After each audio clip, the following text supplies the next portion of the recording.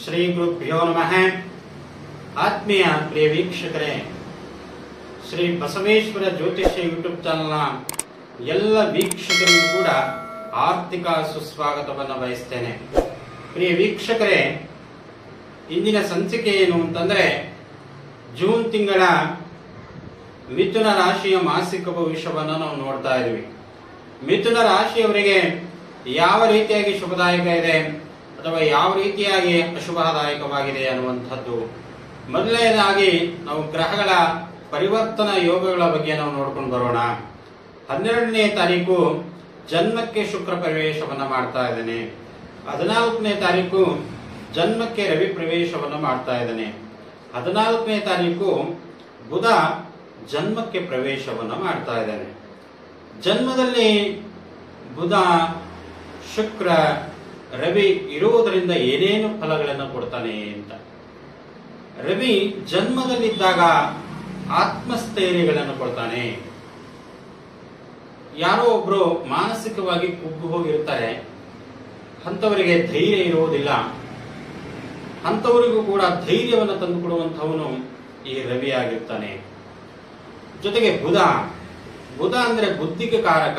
ವಿಶೇಷವಾಗಿ ವಿದ್ಯಾರ್ಥಿಗಳಿಗೆ ಓದಿನಲ್ಲಿ ಅತ್ಯಂತ ಆಸಕ್ತಿಯನ್ನು ಉಂಟು ಮಾಡುವಂತಹವನು ಬುಧ ಆಗಿರ್ತಾನೆ. ಜೊತೆಗೆ ಶುಕ್ರ ಅಂತಂದ್ರೆ ಹಣಕಾಸಿಗೆ ಕಾರಕನಾಗಿರ್ತಾನೆ. ಅತ್ಯಂತ ಮಾತೃ ಸುಖ, ಮಾನಸಿಕ ಸುಖ, ದೈಹಿಕ ಸುಖ, ಆರ್ಥಿಕ ಸುಖವನ್ನು ಕೊಡುವಂತಹವನು ಶುಕ್ರ ಆಗಿರ್ತಾನೆ. ಯಾವಾಗ ಜೊತೆಗೆ 3 ಗ್ರಹಗಳ ಜೊತೆಗೆ ಜನ್ಮದಲ್ಲೇ ಬಂದಾಗ ಅದು ತ್ರಿಗ್ರಹ ಯೋಗವನ್ನ ಉಂಟು ಮಾಡುತ್ತದೆ. ತ್ರಿಗ್ರಹ ಯೋಗದಿಂದ ಅನೇಕ ರೀತಿಯಾಗಿ ಫಲಗಳನ್ನು ತಾವು ಕಾಣಬಹುದಾಗಿದೆ. ಮೊದಲನೇದು. ಎರಡನೇದಾಗಿ 4ರಲ್ಲಿ ಕೇತು ಇದ್ದಾನೆ. ಕೇತು ಅಂತಂದ್ರೆ ಗಣಪತಿಗೆ ಕಾರಕನಾಗಿರ್ತಾನೆ. ಗಣಪತಿ ಪೂಜೆ ಪುನಸ್ಕಾರಗಳನ್ನು ಮಾಡುವುದರಿಂದ ತಮಗೆ ಬಂದಿರತಕ್ಕಂತ ಯಾವುದೇ ಒಂದು ತೊಂದರೆಗಳಾಗಿರ್ಬೋದು, ಯಾವುದೇ ಒಂದು ಸಂಕಷ್ಟಗಳಾಗಿರ್ಬೋದು. ಈಗ ಉದಾಹರಣೆಗೆ ವ್ಯಾಪಾರದಲ್ಲಿ ಈ ವಾರದಿಂದ ಬಹಳ ಡಲ್ಲು ಸ್ವಾಮಿ, ನಮಗೆ ವ್ಯಾಪಾರನೇ ಆಗ್ತಾ ಇಲ್ಲ ಅಂತಂದ್ರೆ ಮಹಾಗಣಪತಿಯನ್ನ ಪ್ರಾರ್ಥನೆ ಮಾಡ್ಕೊಳ್ಳಿ. ಮಹಾಗಣಪತಿಯನ್ನ ಪ್ರಾರ್ಥನೆಯನ್ನು ಮಾಡ್ಕೊಂಡ್ರೆ ತಮ್ಮ ವ್ಯಾಪಾರ ವ್ಯವಹಾರ ಅಭಿವೃದ್ಧಿ ಆಗುತ್ತೆ. ಜೊತೆಗೆ 9ರಲ್ಲಿ ಶನಿ ಇದ್ದಾಗ ಶನಿ ಬಲ ಸಂಪೂರ್ಣವಾಗಿ ಇದೆ ಅಂತ ಅರ್ಥ. 3, 6, 9, 11ನೇ ಸ್ಥಾನಗಳಲ್ಲಿದ್ದರೆ ಶನಿ ಅತ್ಯಂತ ಶುಭ ಫಲಗಳನ್ನು ಕೊಡ್ತಾನೆ ಅಂತ. ಯಾವುದೇ ರೀತಿಯಾಗಿ ಕೆಲಸ ಕಾರ್ಯಗಳು ಕೂಡ ನಿಧಾನಗತಿಯಲ್ಲಿ ಸಾಗಿದರೂ ಕೂಡ ಉತ್ತಮ ಫಲಗಳನ್ನ ಶನಿಗ್ರಹ ಕೊಡ್ತಾನೆ ಅಂತ. ಜೊತೆಗೆ ದಶಮದಲ್ಲಿ ದಶಮ ರಾಹು ಅಷ್ಟೊಂದು ಮಿಶ್ರ ಫಲವನ್ನು ಕೊಡ್ತಾನೆ ಅಂತ. ಯಾವುದೇ ಒಂದು ಪ್ರತಿಯೊಂದು ನಾವು ವಾಹನಕ್ಕಾಗಿರ್ಬೋದು ಅಥವಾ ಯಂತ್ರೋಪಕರಣಗಳಿಗಾಗಿರ್ಬೋದು ಅಥವಾ ಸಾರಿಗೆ ಆಗಿರ್ಬೋದು, ಟ್ರಾನ್ಸ್ಫರ್ ಆಗಿರ್ಬೋದು ಅಥವಾ ಬುಕ್ ಏಜೆನ್ಸಿ ಆಗಿರ್ಬೋದು, ಬೈಂಡಿಂಗ್ ಏಜೆನ್ಸಿ ಆಗಿರ್ಬೋದು, ಯಾವುದೋ ಒಂದು ಏಜೆನ್ಸಿಗೆ ಈ ರಾಹು ಕಾರಕನಾಗಿರ್ತಾನೆ ಅಂತ.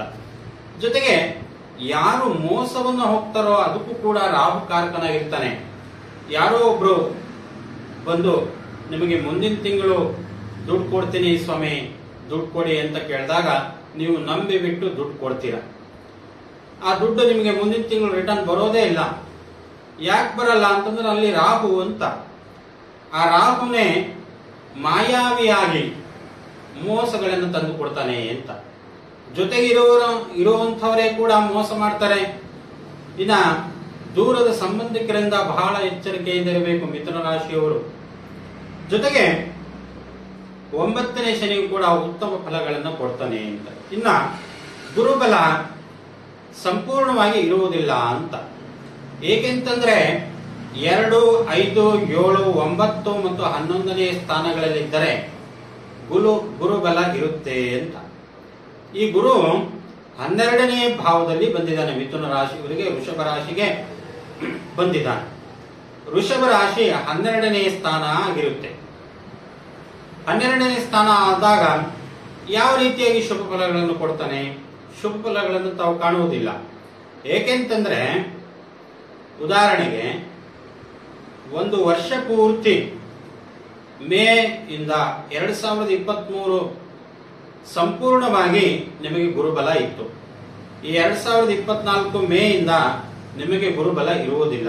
ಏಕೆಂದ್ರೆ ನಷ್ಟಭಾವದಲ್ಲಿ ಗುರು ಇರುವುದರಿಂದ ಅಷ್ಟೊಂದು ಅಶುಭದಾಯಕ ಫಲಗಳನ್ನು ಕೊಡ್ತಾನೆ ಅಂತ.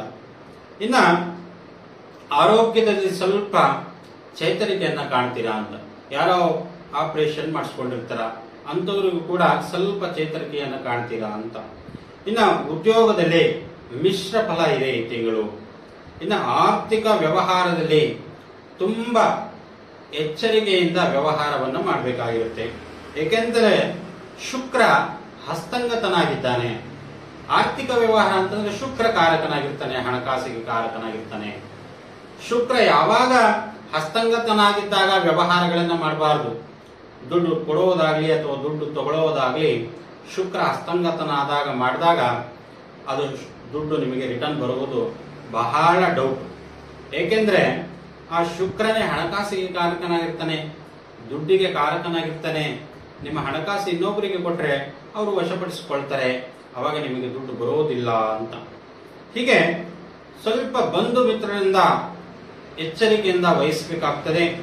ಇನ್ನ ಆರೋಗ್ಯದ ಕಡೆಗೂ ಕೂಡ ತಾವು ಗಮನ ಹರಿಸಬೇಕಾಗ್ತದೆ. ತಮ್ಮೆಲ್ಲರೂ ಕೂಡ ನನ್ನ ನಮಸ್ಕಾರಗಳು. ಶ್ರೀ ಬಸವೇಶ್ವರ ಜ್ಯೋತಿಷ್ಯ ಯೂಟ್ಯೂಬ್ ಚಾನಲ್ ತಾವು ಸಬ್ಸ್ಕ್ರೈಬ್ ಮಾಡುವುದನ್ನು ಮರಿಬೇಡಿ ಅಂತ ಹೇಳುತ್ತಾ ತಮ್ಮೆಲ್ಲರಿಗೂ ನಮಸ್ಕಾರ.